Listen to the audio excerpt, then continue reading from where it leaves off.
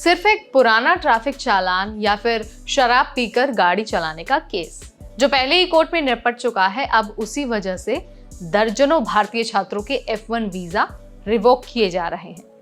US ने इन students को खुद वापस भारत लौटने यानी कि सेल्फ डिपोर्ट करने का नोटिस भेज दिया है। टेक्सास और नेब्रास्का की यूनिवर्सिटीज में ये क्रैकडाउन हो रहा है और इस बार वजह कोई बड़ा अपराध नहीं बल्कि सैकड़ों ऐसे माइनर ऑफेंसेस हैं जिन्हें आमतौर पर इमिग्रेशन रिकॉर्ड से हटा दिया जाता था। तो क्या अब अमेरिका माइनर गलती की वजह से भी डिपोर्टेशन करेगा? चलिए आपको पूरी कहानी समझा देते हैं इसी वीडियो में। Hi everybody, I am Neha Upadhyay and you are watching NBT tech in. Times of India की रिपोर्ट के अनुसार अमेरिका की सरकार ने दर्जनों इंडियन स्टूडेंट्स के F1 वीजा रिवोक कर दिए हैं। ये स्टूडेंट्स अमेरिका के मिसौरी, टेक्सास और नेब्रास्का जैसी यूनिवर्सिटीज में पढ़ रहे थे। उन्हें उनके DSO यानी कि डेजिग्नेटेड स्कूल ऑफिशियल्स की तरफ से ईमेल आया जिसमें साफ लिखा है कि आपका SEVIS रिकॉर्ड टर्मिनेट कर दिया गया है। इसका मतलब है कि आपका F1 वीजा अब वैलिड नहीं है।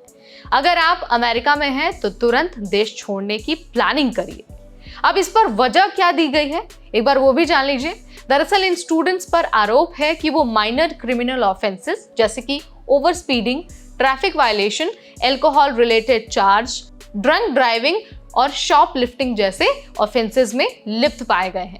कुछ स्टूडेंट्स का कहना है कि इन मामलों को पहले ही कोर्ट में निपटाया जा चुका है और उन्हें सजा भी मिल चुकी है या फिर केस पूरी तरह से डिसमिस हो चुका है। एक स्टूडेंट ने बताया कि 2 साल पहले न्यूयॉर्क में ओवर स्पीडिंग हुआ था, उन्हें अरेस्ट भी नहीं किया गया था, फिर भी अब उनका वीजा कैंसिल हो गया।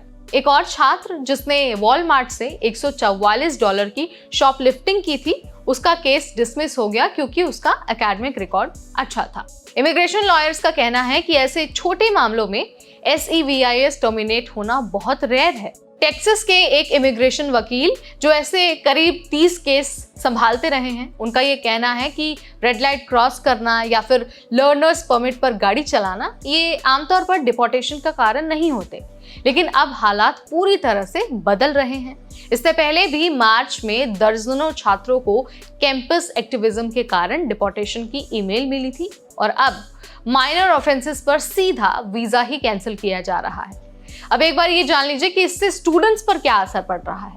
अब देखिए, स्टूडेंट्स का कहना है कि उन्होंने पूरी ईमानदारी से कोर्ट का हर आदेश पूरा किया था, फिर भी उन्हें सजा क्यों दी जा रही है। एक स्टूडेंट ने कहा कि मैंने कोर्ट के अनुसार गाड़ी में लॉक सिस्टम लगवाया, अल्कोहल टेस्ट कराया, सब कुछ फॉलो किया, लेकिन अब ये दोबारा पनिशमेंट क्यों मिल रही है। बहुत सारे स्टूडेंट्स शॉक में हैं। उनका I-20, EAD कार्ड और लीगल स्टे सब कुछ इनवैलिड हो गया है और अब अगर वो अमेरिका में रुकते हैं तो इलीगल इमिग्रेंट माने जाएंगे और इससे उनके डिपोर्टेशन के चांसेस और ज्यादा बढ़ रहे हैं। अब आगे क्या करना चाहिए, जरा एक बार एक्सपर्ट्स की मदद से आपको बता देते हैं। देखिए, इमिग्रेशन एक्सपर्ट्स का कहना है कि तुरंत आपको किसी अच्छे वकील से संपर्क करना चाहिए। जो इमिग्रेशन अटॉर्नी है उनसे सलाह लेनी चाहिए।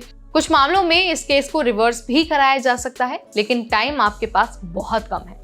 रवि जो US एडमिशंस कंसल्टेंसी चलाते हैं, उनका कहना है कि ये पहली बार है जब इतने माइनर इश्यूज पर SEVIS रिकॉर्ड्स कैंसिल हुए हैं और वो भी तब जब केस पहले ही खत्म हो चुके हैं।